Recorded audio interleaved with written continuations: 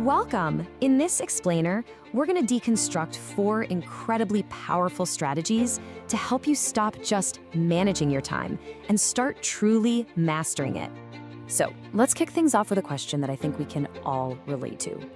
You look at your day, right? It's packed from morning till night. You're constantly moving, answering emails, putting out fires. But at the end of it all, do you ever just kind of stop and feel like you haven't actually moved the needle on what truly matters? If that sounds familiar, you are in the right place. You know that feeling of being busy but not productive? It actually has a name. It's this force that secretly runs most of our lives, and it's called the tyranny of the urgent. So what does this really mean? It means our days are often dictated not by a plan, but by whatever screams the loudest. The notification, the urgent email, the next little crisis that pops up. The thing is, we're not directing our day. Our day is directing us. We spend all our time reacting instead of acting. Okay, this slide right here, this is where it all starts to click.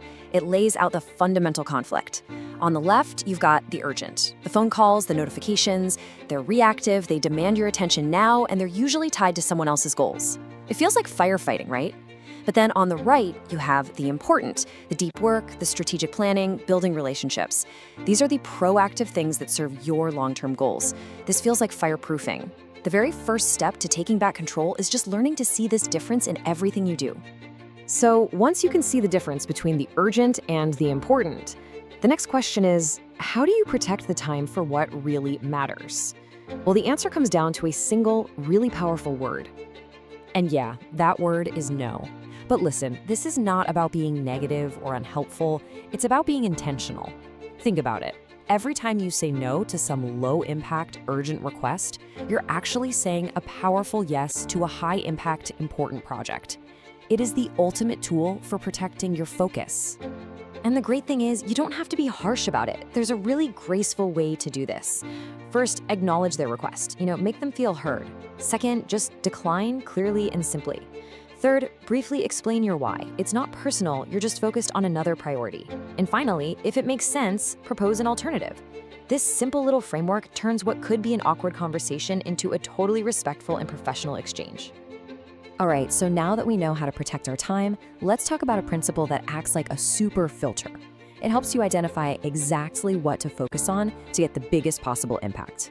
80-20. These two numbers in this specific ratio hold the key to unlocking some pretty extraordinary results from just ordinary effort. So what could they possibly mean? Well, you're about to learn one of the most powerful mental models for productivity that exists. It's called the Pareto Principle. It was first noticed by an economist who saw that 80% of the land in Italy was owned by just 20% of the population. But the wild thing is, this imbalance applies to almost everything.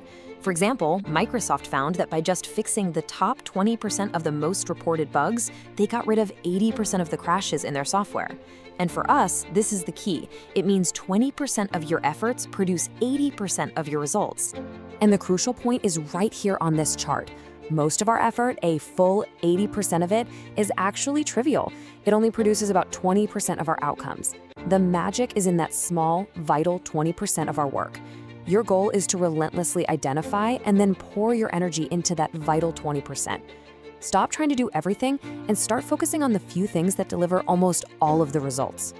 Okay, so we've learned to distinguish urgent from important, we know how to say no, and we know how to find our high-impact 20%. But what happens when life throws a curveball? Well, this final principle is all about making the entire system work in the messy, unpredictable real world. It's about architecting for the unexpected. Here's the honest truth. No day ever goes exactly as planned. A rigid, brittle schedule is just doomed to fail. You see, the enemy of productivity isn't the interruption, it's the inability to adapt to it.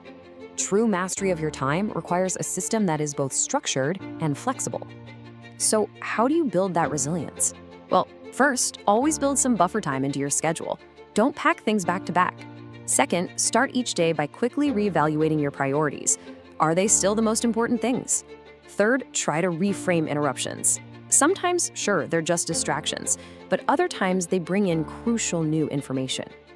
The key is to have a plan, but hold it loosely, ready to adapt when reality comes knocking. And that really brings it all together. By distinguishing between the urgent and the important, strategically using the word no, applying that 80-20 rule to focus your effort, and building in flexibility, you have a complete toolkit. You have the architecture to move from feeling constantly overwhelmed to feeling truly in control. So I'll leave you with this one final thought. Think about your week ahead. What is the one truly important thing, that strategic project, that deep work that you are going to protect? What will you commit to doing proactively before it has a chance to turn into some last-minute urgent crisis?